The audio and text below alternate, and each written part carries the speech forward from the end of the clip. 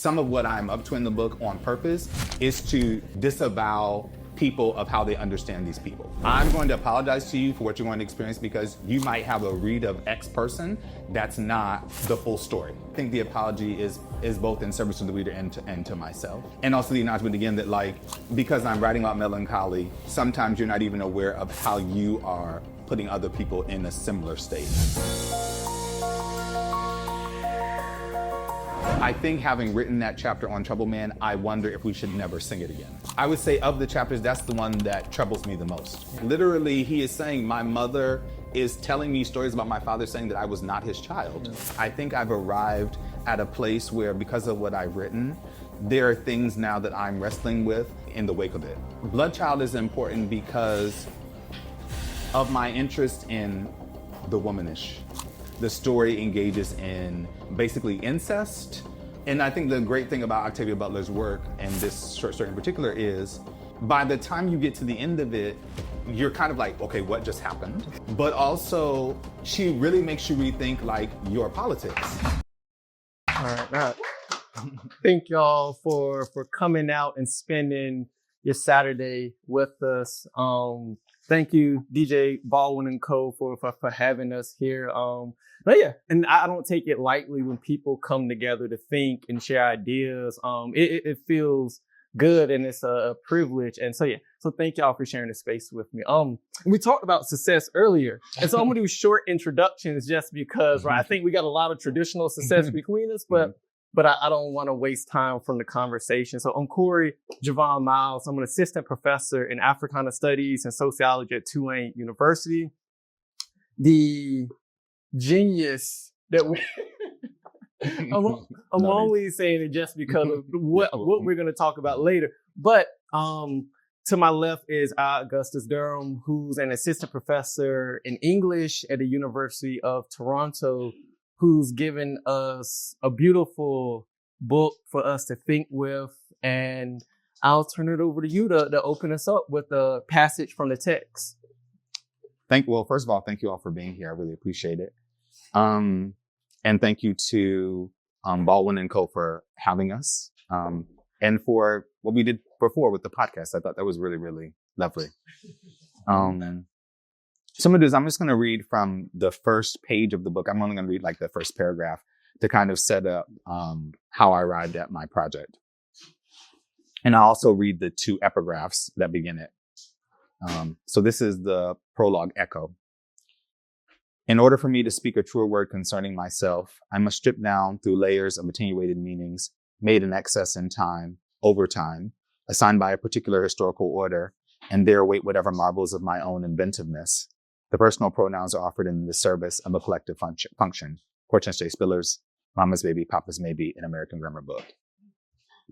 Why be sad when being melancholy is so much more poetic? Carrie Hawkes, Black Enough. The Race of Melancholy. I recall at a very young age, my parents preoccupying my siblings and me with truth-telling. That is, lying was always taboo. But as children are prone to do, when I entreated, I need X, my mother almost always responded, all you need to do is stay black and die. To say this verity made sense in my youth would cause me to fib, and yet I ponder. From the start, was she preparing me for a quote-unquote finish, through/with blackness, as if it's staying correlated to leaving even this world? In retrospect, my mother did not compel my end, but the discernment of life and death under the guise of need, intertwining with blackness, the totality of the death drive. Quote, an ingenious concept from a theoretical viewpoint. It seems to concern death, allows one to deal with death, but without having to deal with the threatening elements in it, to discuss it and at the same time to abstain from such discussion. The essence of death, the frightening element in it, is not ignored, but rather directly countered, end quote. These ideations, appearing contradictory, are directly linked. Quote, this aphorism is an odd phrase, yet this tellingly simple and straightforward statement says exactly what it means. Staying black and being dead formed a singular relationship, end quote. Does blackness maintain a staying, that is living, and dying power, a counterpoint to psychoanalytic mourning and melancholy? And does the performance of the phrase catalyze genius as endowed by and through the black feminine/maternal? This autobiographical gesture implicates me and stay black and die on melancholy and genius as I speak a quote unquote true word about blackness and the poetics of melancholy. Huh. Good.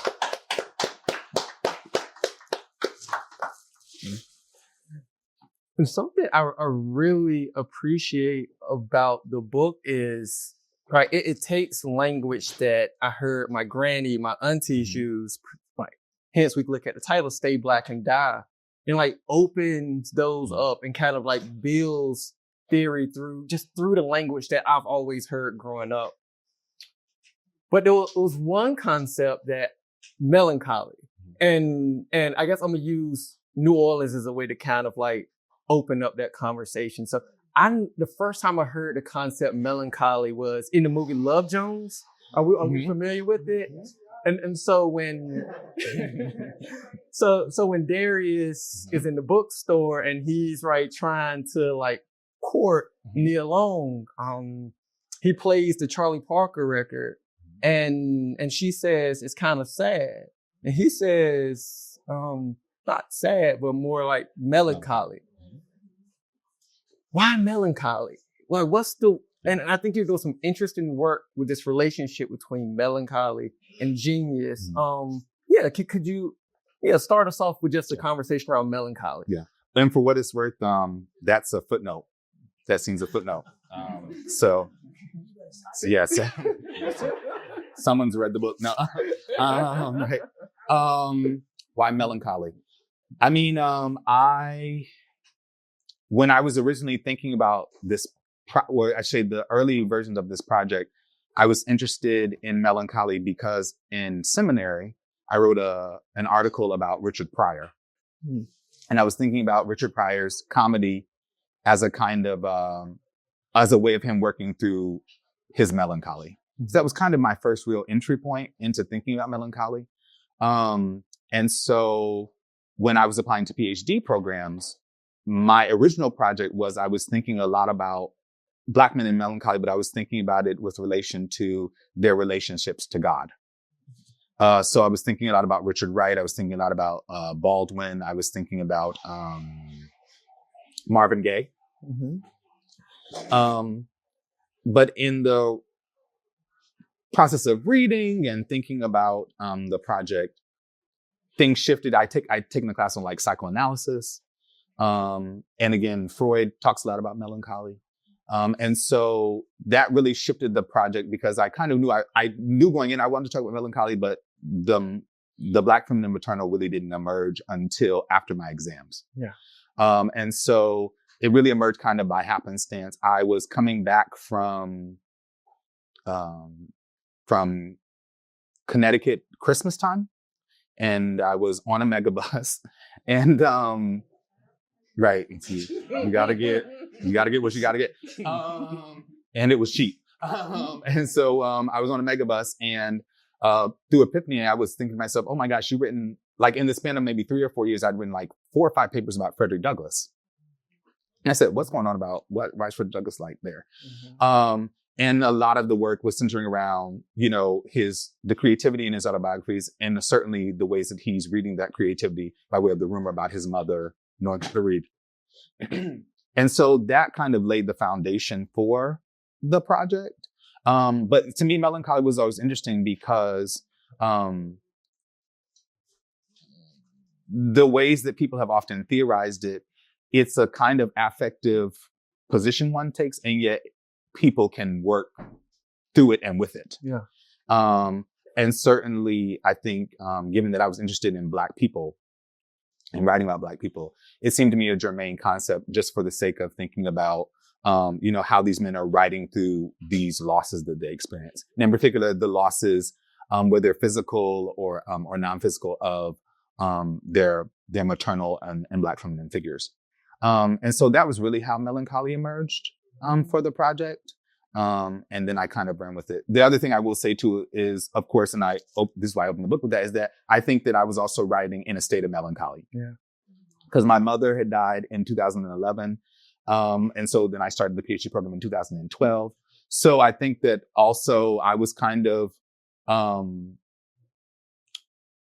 wouldn't necessarily say I was writing through grief, but I think that I had certainly in the lead up to even getting into the PhD program, had definitely been in a melancholic state.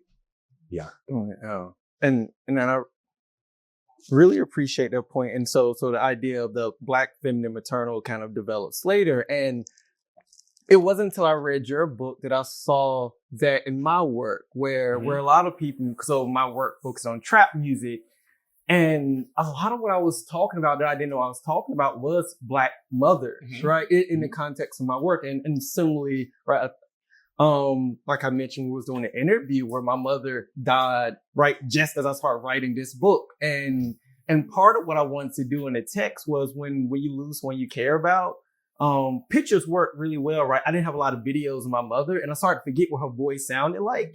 And so I was trying to write a text, right? I could hear her through the text. And if you don't mind, could I read a passage? I'm afraid what it'll say.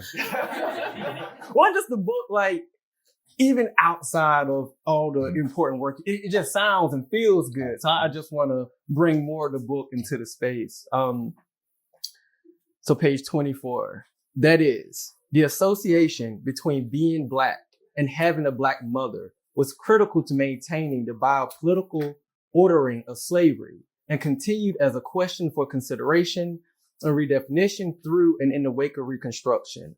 One could re-articulate the problem of the color line in terms of reproduction, such that one substitutes the question of what it feels like to be a problem with what does it mean to have a Black mother.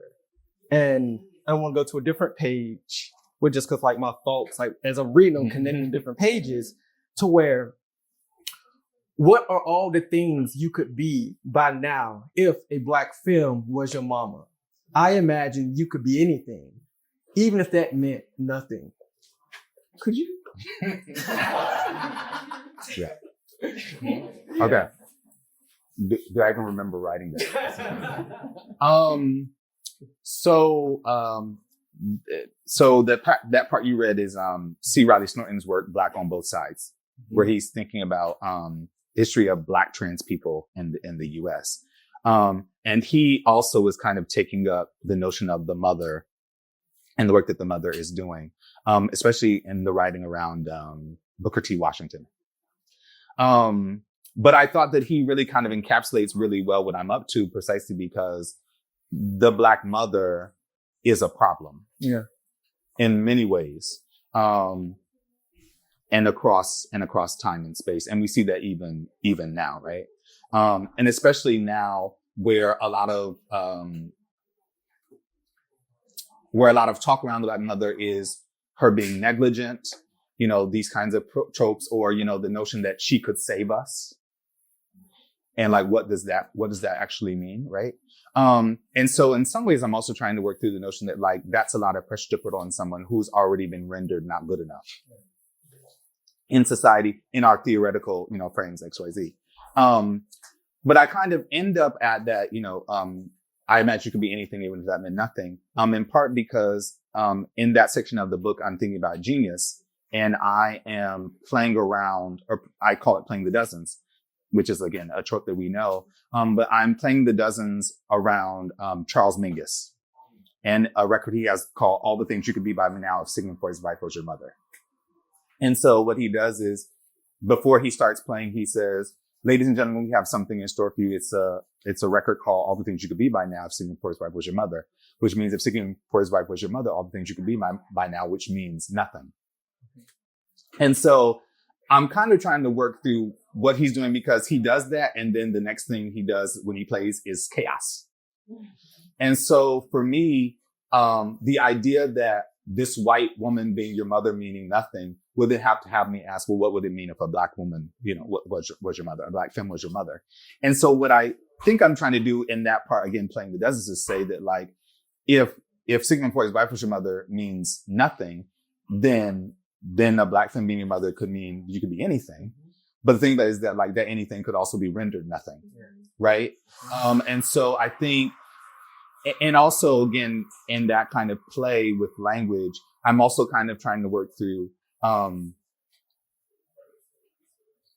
kind of trope that also exists, like, can anything come from nothing? Like, these kinds of tropes around, can anything good come out of Jerusalem? right? Right. Like, so, like these kinds of questions that persist around, these kinds of these natal relationships, right? And yet at the same time, I think I also am trying to say that, and I think that the book is trying to work through this, is that even in these cases where these men oftentimes render their mothers or these Black women in their lives nothing, there's also something going on where like that relationship itself means something to them, even if it's the meaning of their genius. Mm-hmm.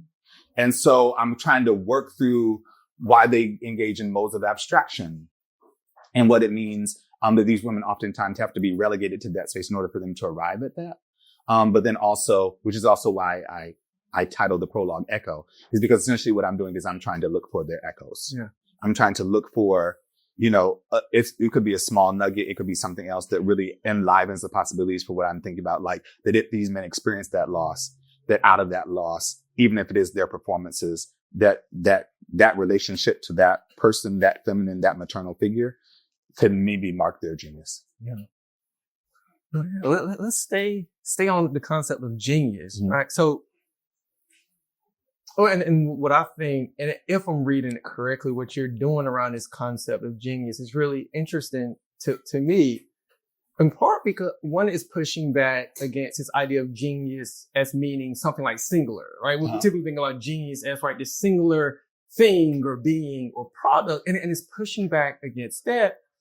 But it's doing it in a way that's not necessarily right, advocating for, and I may be wrong with this, right? And I love to talk about this part, advocating for like a Black genius, right? A Black genius, right? So maybe if we define different ways in which to see genius, we can see that Black people are geniuses. This is not doing that type of work, right? But it's actually, in some ways, I think problematizing genius, but I think without letting go of it.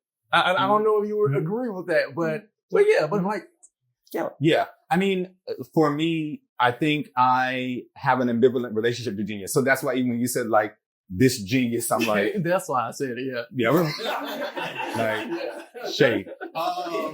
But yeah, like I think, and what's also interesting is that I have presented parts of the work and people have said, oh, that was genius. Yeah. And I always feel ambivalent about it because I think in a lot of ways what the book is trying to do is say that like, well, the genius act, if it's channeled through me, it's only because I'm here in the place of a whole bunch of people who are like with me, who kind of allowed this moment to happen, which is another reason why in the book, there's a moment where I kind of suggest that genius could be the spirit. Like that's kind of what, there's no sort of like, what it might inhabit. But yeah, I mean, I think the ambivalence that I have about genius is that on the one hand, these people engaging in genius acts helps me write the book. Yeah. So it's not like I have to throw it away totally because, you all are here, right? But at the same time, I think that the ambivalence I have on the other side is that, on the one hand, genius certainly is an idea of the West that almost always is, read through the masculine, right?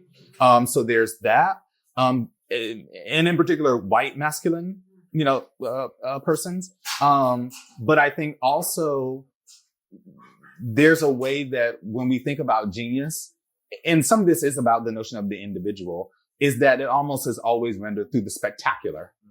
So it has to be something big and outlandish and something that suggests that, you could do it all on your own.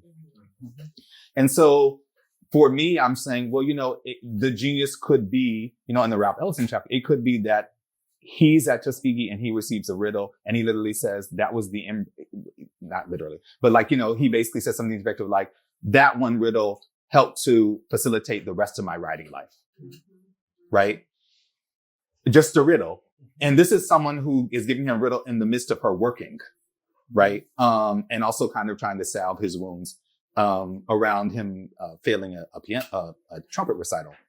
But yeah, so I kind of am ambivalent about genius because of those things. And I think too, certainly being in the academy, there's a way that like we are oftentimes throwing it around about things.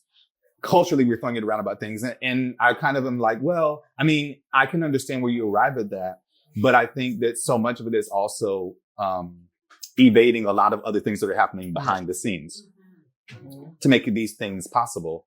And so I feel like the kind of ambivalence that I have about genius arrives there. So I don't necessarily give it up only insofar as, again, like it helps me to be able to have a conversation that I want to have in the book. But I think that I kind of, want to help us to rethink what it is.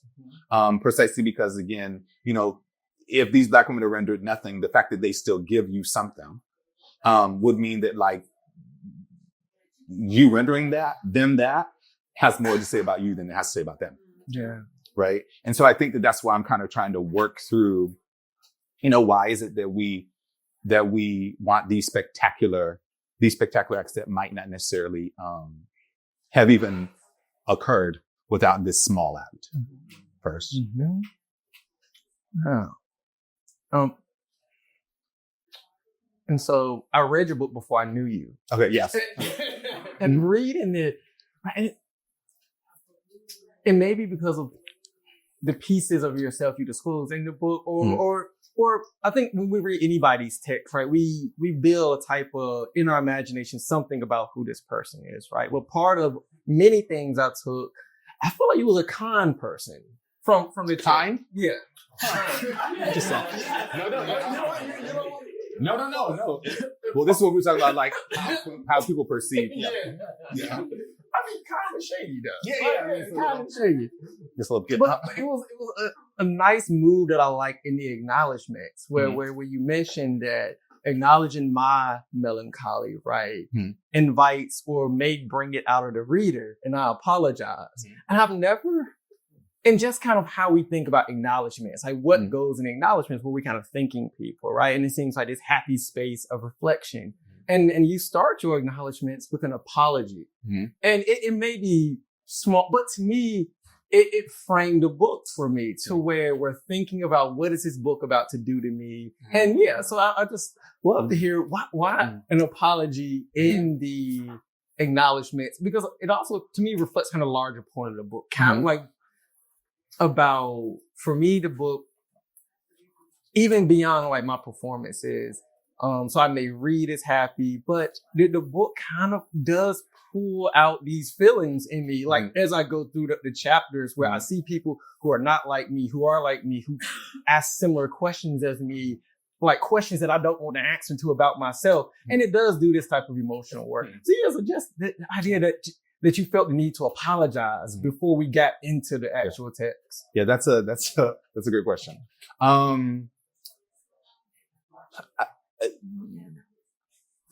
Part of, I think, what's going on at the beginning of the acknowledgements is that, and the acknowledgements as a form, does a lot. So like I know situations where, people will write books and will go to the acknowledgements just to see if their names are there. Right? So, so there's a form that's doing some very interesting work around like being seen, who's in, who's out, that kind of thing. I think there's that. And so, what's interesting about the acknowledgements is that, and it's two things. I think I apologize because I recognize that what I'm about to write about these people could very easily be what's said about me. Ooh, yeah.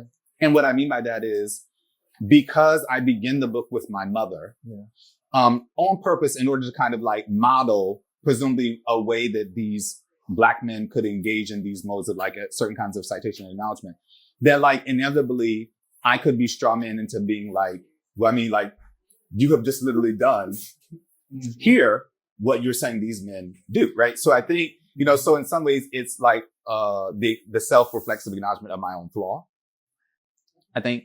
The other part is that I think that I apologize because I also recognize, and I've had conversations about this with people actually in this room, that I also recognize that some of what I'm up to in the book on purpose is to disavow people of how they understand these people. Yeah. Like, and so the goal is to say like, I'm going to apologize to you for what you're going to experience because you might have a read of X person that's not the full story. Right. And the goal is not to apologize insofar as like that I'm engaging in a kind of hurt, but to apologize because it happened to me too. Yeah. Like I had to sit with, oftentimes when in representing, like I have to sit with the fact of being a huge fan of Marvin Gaye and knowing that he had some troubling, made some troubling decisions, right? And so it's like, the apology has to come in those ways too. What I will also say is interesting is that, and maybe to your point about this notion of me being kind, is that, but my acknowledgments have also gotten me in trouble. Mm-hmm. So in those ways, maybe I did fulfill a purpose.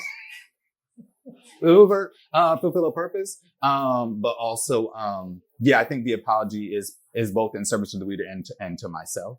And also the acknowledgement again that like, because I'm writing about melancholy, sometimes you're not even aware of how you are putting other people in a similar state. And so again, like the apology is also that like, if the melancholy that I have experienced has made you melancholy, I also want to apologize to you too. So I think it's an odd genre and it's an odd form also because I felt like, it's probably the most vulnerable writing I've done. Particularly the acknowledgments, because I really try to chart a whole kind of like trajectory of my life. But again, like even in charting the trajectory, it still got me in trouble. So, like when you say, that's when you said kind, I was like, oh, that's an interesting way of reading it by way of the acknowledgments. Because although I was attempting to do that, it didn't, in some cases, it didn't matter. How you feel about it? I mean, it is what it is. The book is out. So, like, I can't undo it. I mean, unless it gets like a second edition, right? And I guess I could add or subtract. This is the crazy thing. Like, I have thought about like, if ever a second edition came and I were to do amendments, like, would I change my acknowledgments? Yeah. I guess we'll never know. I don't know. Okay. Yeah. Let's jump into some of the chapters. And then so the chapters are dealing with specific characters. I was gonna ask the question, really linking Gann and Marvin Gaye, but I think just to kind of, if folks haven't read the text yet, let's just because you mentioned Marvin Gaye, that one. I read that chapter and I heard you talk about it on, I believe maybe with a podcast. And you, I believe you may have said, and I hate when people do this, like something I said, like I didn't say that, but under a different context. But it was something, and I'm gonna misparaphrase it, but it was something to the effect that that Marvin Gaye never, it was almost as if he never had a chance to make it, or something like that. And I just love to kind of like give like a quick like snapshot of the Marvin Gaye chapter and just kind of what did you meant by that particular phrase. So the Marvin Gaye chapter is me thinking about the song Trouble Man. And so the way that it emerges is I had been listening to Trouble Man, and the beginning of it, the first lyric, I should say this. When I was listening to it, I first thought that the lyric said, I come apart, baby. But he actually says, I come up hard. And so I was trying to work through what coming apart and coming up hard meant, especially given his life. And so the way that the chapter kind of manifests is I basically use Trouble Man as a kind of foundational piece to think about his childhood. And in particular, the fact that he's born into a family where his father didn't love him. This is what I mean about like, it's almost like he didn't have a chance. So his father didn't love him. Basically, the mother says he always thought that he was not his son, even though he was his son. And so Marvin Gaye basically spends the bulk of his childhood and really his adult life trying to find a way for him to love him. And so coupled with this is the fact that the father was also a pastor. And so the church was run through their home. And then the layers. So this father who doesn't love him, who he's like craving this love, the house is a church where the father is the pastor, but this house is also a site where Marvin Gaye is suffering from severe abuse, like physical abuse. That is also bordering on some weird sexual kink stuff. And then we also learned that the father was a crossdresser. So all of this is happening in that house. And then of course, fast forward to the end of his life, the father kills him. And so I kind of am trying to work through the multi-layered fact of that house. But the other thing too, which is why I say it's almost like he didn't have a chance, is because and especially in these ways, what I'm referencing in terms of the liturgical calendar. So Marvin Gaye is born on April 2nd, 1939. It's Palm Sunday. And so given the liturgical calendar, this is Jesus' prime for entry into Jerusalem, knowing full well that he's going to die. And then also, the following Sunday, April 9th, 1939, is when Marian Anderson sings at Lincoln Memorial. So there's all of these kinds of weird, almost feels prophetic, in a kind of weird way. But I think the reason why I'm saying it almost feels like he never had a chance is because he is wrestling with these things from his birth. I mean, literally, he is saying, my mother is telling me stories about my father saying that I was not his child. And so that tracks through the rest of his life in these really fraught ways, even down to the ways that he, again, knowing that as a fan, even the ways in which he's engaging in, say, his marriages. Right? And then for the father to kill him on April Fool's Day, 1984, it just felt very, very eerie, in a lot of ways. And so I think that, I would say of the chapters, that's the one that troubles me the most. And I think the other reason why it troubles me is that I think I've arrived at a place where, because of what I've written, there are things now that I'm wrestling with in the wake of it. So for example, I think having written that chapter on Trouble Man, I wonder if we should never sing it again. Because I think that it's a song of severe trauma. Because again, I come up hard, baby, but now I'm cool. I didn't make it sugar, playing by the rules. Right? If I'm correct that might be an odd chronicling of his childhood, of his life, then, we sing it as a kind of, it's not necessarily that we sing it as a kind of celebratory anthem, but, we sing it with a kind of mirth. Right? And I'm what does it mean to sing that song now? Right? Or, in perpetuity, given that he's dead.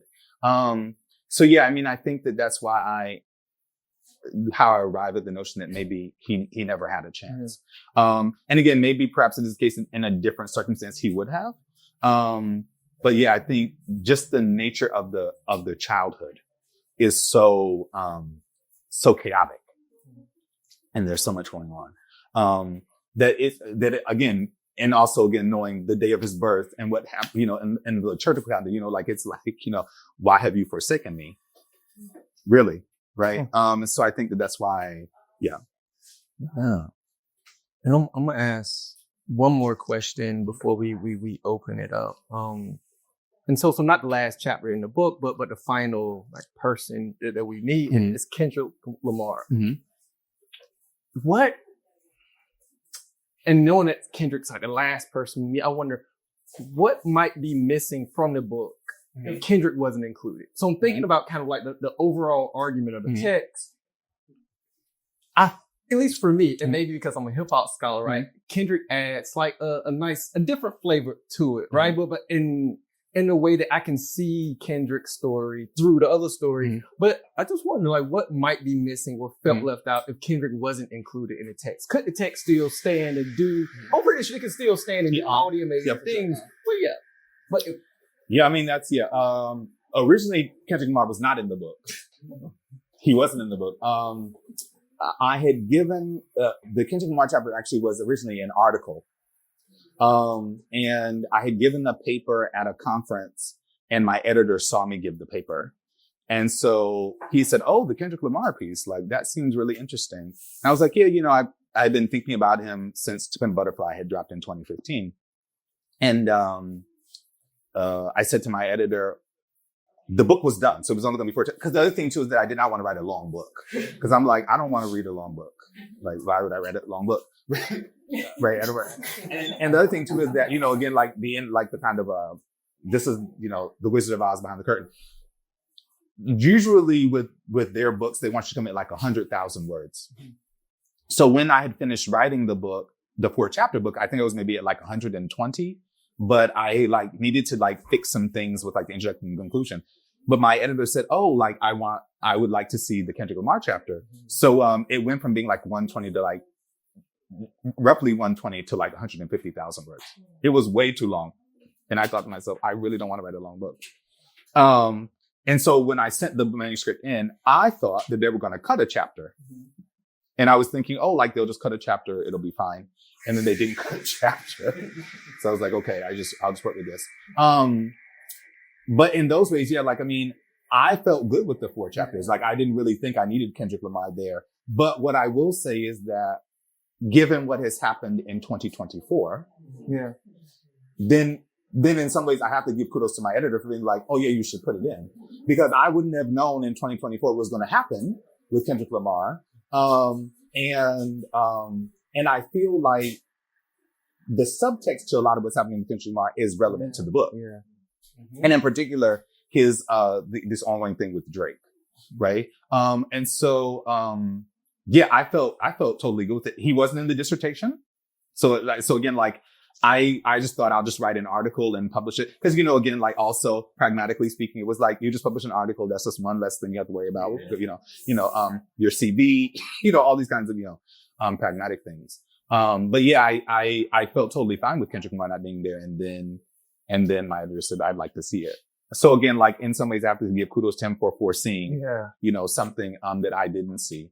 But yeah, I feel like Kendrick, also he's there because, I didn't want to write about Kanye West.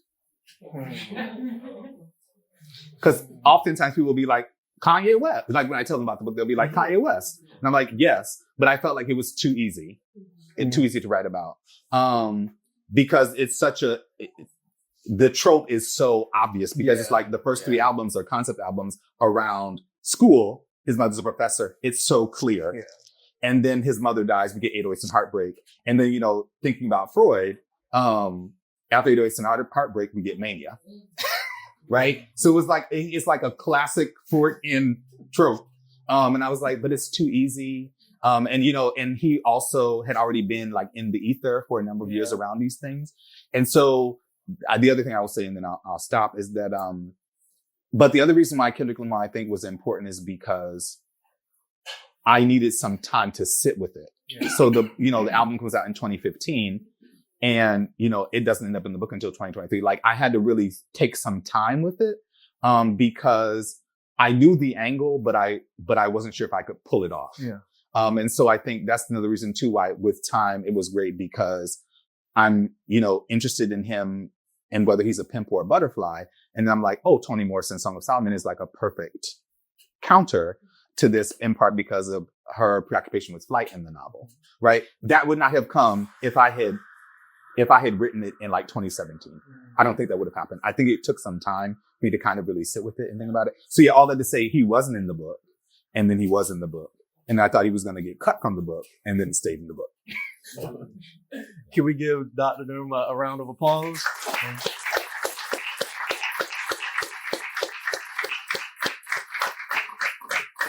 So now we can open it for questions. Yes. Hi, thank you both for being here. It's good to see you. This is actually not yet a question. I'm not sure that I'm going to ask the question, but I'd like to cast a vote for Corey to ask the question about Gan Marvin Gaye. This is self. Okay, I can ask it. We can do like quick, right? And so to my point earlier about like the language, right? We use just in everyday life, and as I always remember, like my grandma telling like little girls, my family, don't be mannish, right? And in heaven, that phrase always been in my mind, and I was thinking about with Gan, right? And in the story, so a boy being pregnant, right? So a boy being in some ways, like maybe this line the right way to like girlish or womanish or Right, and that kind of like, just love to hear you just like briefly just about kind of what that story does for the book. Mm-hmm. Yeah, I mean, Octavia Butler. So Octavia Butler was in the dissertation in a different form, but I was still thinking about Bloodchild. But I think Bloodchild is important because of my interest in the womanish and the ways that certain kinds of theoretical frameworks could not account for Gan, especially as a pregnant boy. And I think also the complications of the story also because, the story engages in basically incest. Gan is a child, this alien is an adult. I mean, there's a lot, it's very fraught. And I think the great thing about Octavia Butler's work and this short story in particular is by the time you get to the end of it, you're kind of like, okay, what just happened?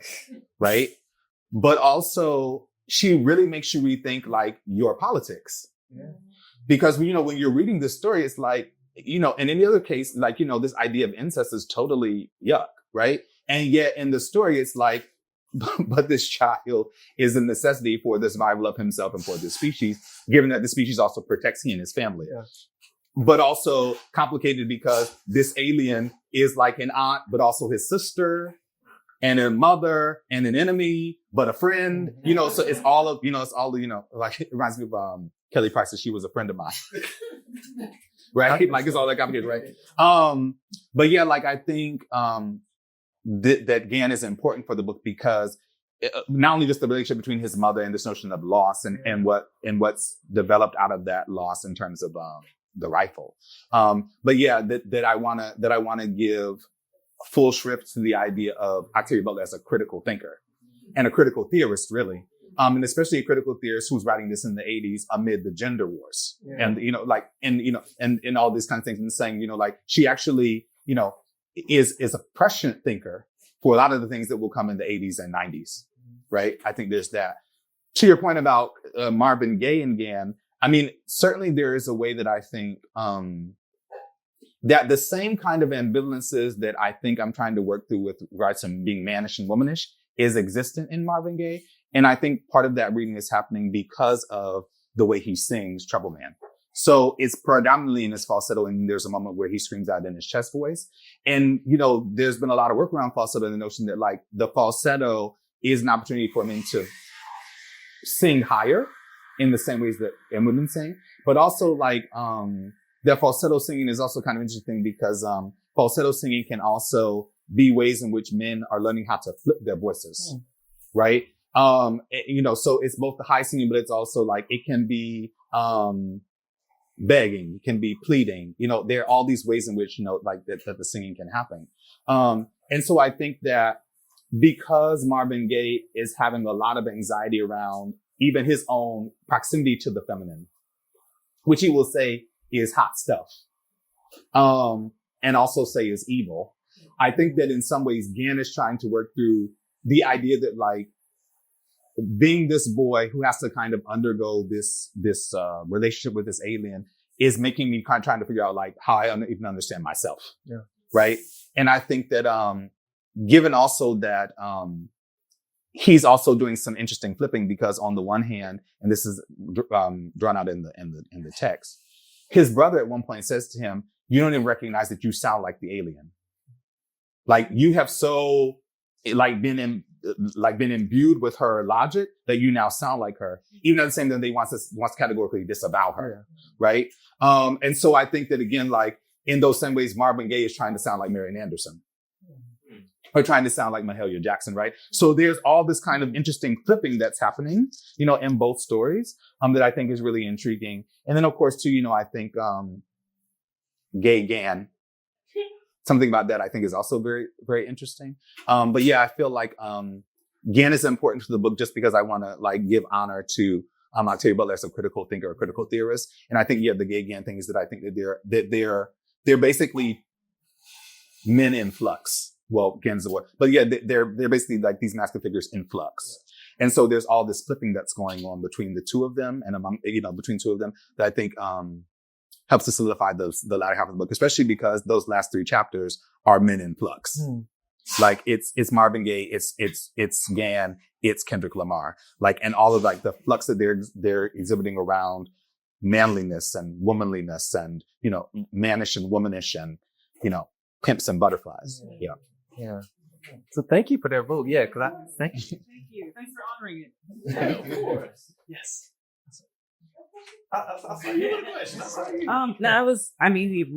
You just gave us a lot on Marvin Gaye, but I was just wondering in all of this paternal chaos, all of Marvin Gaye's paternal chaos, I'm wondering, I'm sure this is what you tease out in the Marvin Gaye chapter, but I'm wondering if you could tell us more about the figure of the Black maternal for Marvin Gaye. What do you see, even as you say that Marvin Gaye didn't have a chance because of his father and everything else surrounding it, the church, all those things. Like, what role does his mother play? What responsibility does his mother have? I wonder if those are questions that he may have also asked his mother. Like, what responsibility do you have in this abuse? I mean, this confusion. Yeah. So, the Black maternal figures. So I'll begin with the death. There's a lot of lore around the nature of his being shot. One story is that the father and he were in an argument and it happens. Another is that the father was engaged in domestic violence against the mother. Right. So it's interesting because, again, like both the father and mother are at the beginning and at the end. Right. In terms of his relationship to his mother, the kind of complication that I'm trying to work through in that chapter is I'm trying not to make a value judgment. In part because I think that she's hemmed in too.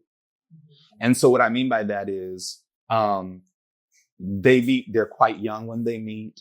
They have these children, but like, where would she have gone? Yeah. Like what could she have done? And she's living with this man who's saying these things, and she's always trying to mitigate it by saying, you know, that's your child.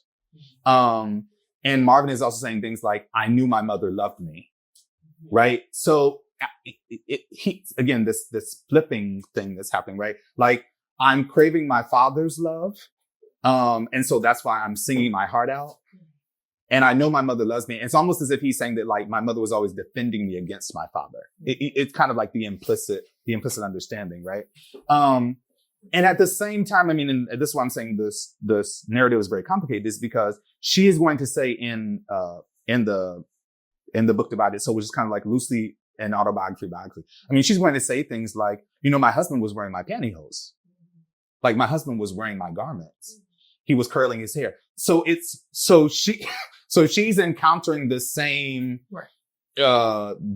flux in her household. And yet I'm not really sure what she could have done. Yeah. Right. You know, and at the same time, what I also am trying to work through in the chapter is, and both she and her husband are coming out of histories of violence.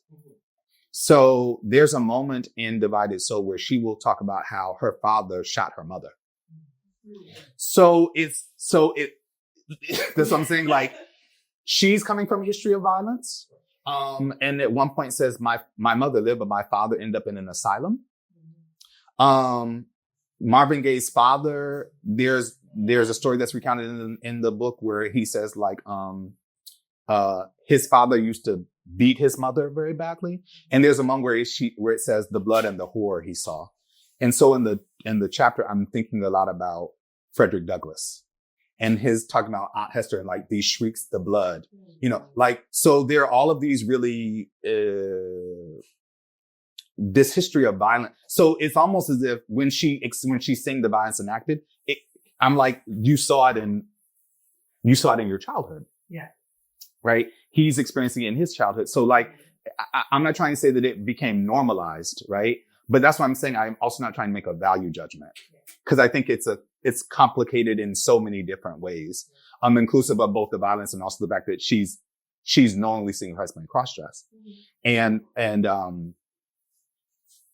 also trying to mitigate the fact that, you know, this is your child, you know, I didn't have any kind of extramarital affair, right? And so I think that, yeah, the Black maternal figure in terms of a direct line is there. But that's another reason too why in the chapter I'm also trying to work through the notion that, because he will say, in light of his birth in Marian Anderson the following week, he'll say, I had a strange kinship with Marian Anderson and Mahalia Jackson.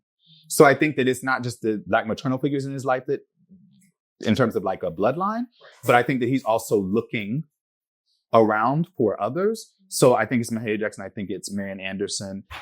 Certainly what we understand about Motown, his relationship with like Diana Ross, the Tammy Terrell stuff, right? Like, it's like he's seeking these other figures, even though the mother is there. And again, is at the beginning, at the end. So yeah, I try not to make a lot of value judgments about it because I just think it's very complicated. But I think that's also why I'm saying that I think I arrived at a place where I'm like, who could have survived? I don't know. Right. I think what you were just saying about, you said he was trying to get his father to love him, so he was singing his heart out.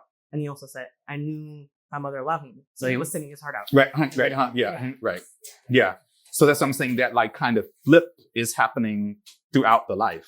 Right. And for what it's worth, talking about this flipping, the family surname doesn't have an E. And then he adds the E, partly to kind of like divorce himself from the father. It was also presumably in homage to Sam Cooke.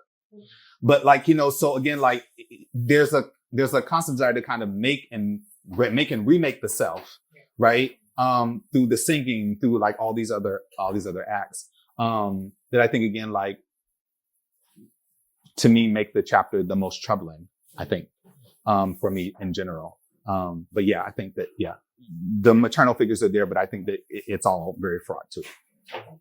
Thank you.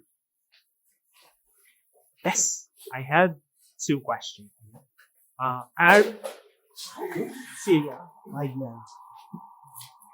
haven't yet had the opportunity to read the book, but it sounds like you may put out a lot of reasons why these like feelings exist, why this struggle exists.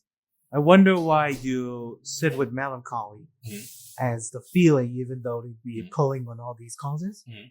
And I'm also curious about like what brought you to the book. You talk about your own melancholy. Why did you pick these particular people? And what is your connection to them? Yeah. Well, part of the reason why I think I sit with melancholy is because in the book, I take up psychoanalysis. And although I also have an ambivalent relationship with Sigmund Freud, his theories of melancholy in some ways do kind of sync up with some of the things that are going on in the book. And in particular, things like that one experiences melancholy with the loss of the love object. And most often in psychoanalysis, that love object is the mother. But then what he does is some interesting stuff. This is in his essay, Mourning and Melancholy, where he will say things like, and in light of the loss of the love object is lost.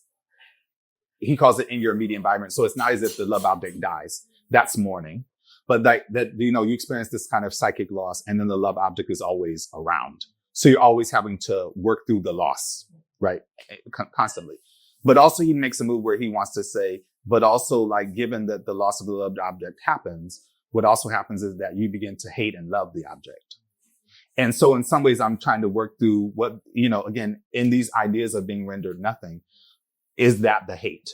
And at the same time, there are these bouts of love, right? Certainly. But, it's always them teetering, on the edge of those things. So that's primarily why I think about melancholy. But the other thing I will say, is that, and certainly in a lot of critical readings of melancholy through the lens of Black literature, a lot of people will make the case that basically, although we understand melancholy to be like this loss that's not a death, that in some ways, because of the nature of the Black mother during slavery and after slavery, there is a kind of, this is why I talk about the death drive, that it is a kind of death dealing and death wheeling kind of thing. But also that although, sometimes this loss is not death. I mean, in the case of Frederick Douglass, his mother actually does die, right? So that in some cases, actually, these men are mourning. But in those ways, melancholy and mourning are sometimes very much twinned. Like it's not really as easy as, oh, your object doesn't die, right? But sometimes it can be these kinds of, some people might say social death, these kinds of things, right? So I think there's that.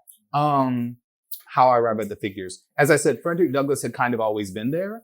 I know I was going to write about Marvin Gaye because Marvin Gaye had always been there. I have said this in other spaces, but like basically, I had noticed in Marvin Gaye since I was a child because my father played Motown all the time. And so, in some ways, Marvin Gaye really was a bonding experience with my father. And so listening to that as a child, he's just been kind of in my ether for a long time. Ralph Ellison, I had no intention to write about Ralph Ellison. I was going to write about Richard Wright.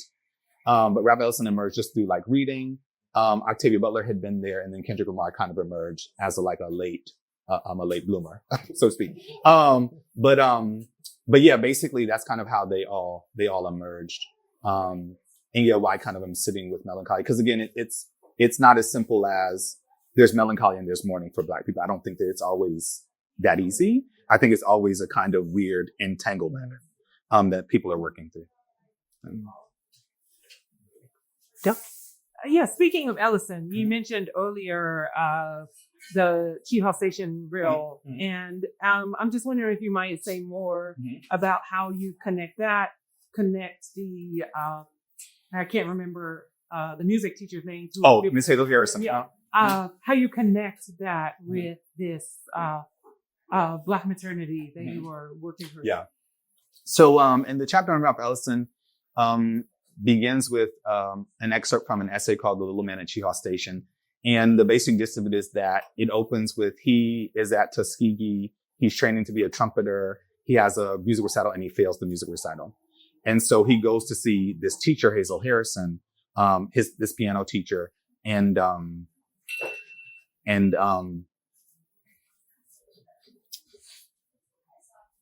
he basically goes there to kind of have her assuage this failure.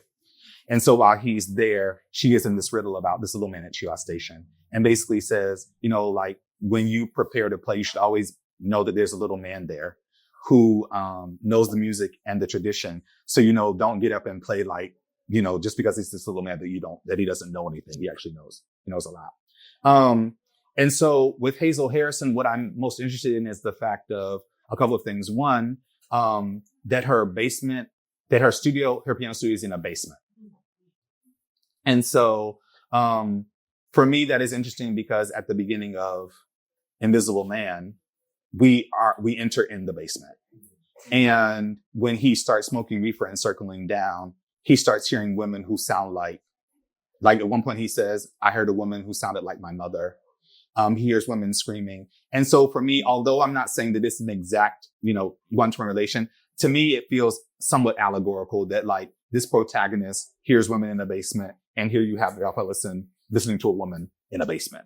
Right. And so in that chapter, this is the other thing too about that chapter that I think is also like a kind of way that I am trying to kind of navigate certain kind of terrain is that in that chapter, I tried to be careful about saying everyone is a mother. Because that can be reductive, and certainly in the case of Hazel Harrison, because she doesn't have children, right? But what's interesting is that although Ralph Ellison has very ambiguous relationships with women, oftentimes those relationships he renders them like she was my mother, or she was like my mother. So in some ways, I kind of am trying to lean into the fact of him understanding these women like that, even as I'm kind of trying to navigate the kind of ambivalence that I have about that. But suffice it to say, by way of Patricia Hill Collins' understanding of other mothers, I think of Hazel Harrison as an other mother, and some other women as other mothers as well. Even as I'm thinking also about his mother. And so Hazel Harrison giving him this riddle and it being kind of like the germ of what he will call his writing life, to me seems very intriguing because it's both that trope at Tuskegee. It's another moment. It's the moment in Invisible Man. And then all these other moments where he's either under a woman, like spatially, like under a woman and listening to a woman, or he's in a space with a woman underground. And so trying to work through notions of sound and acoustics, and like these kinds of Black feminine and maternal sounds that he's hearing in basements. So yeah, Hazel Harrison is important in those ways because she both opens up the possibility for like how the chapter begins, in part because of this riddle and the nature of it being his writing life, but also the fact of her performing for him what he will end up doing in his writing life. In that one moment in the basement studio. Thank you. Oh. So Julie, I'm gonna let you ask our last question. So you closing us out, okay? Oh, well, thank you. Appreciate you. Well, thank you very, very much for gracing us with your presence.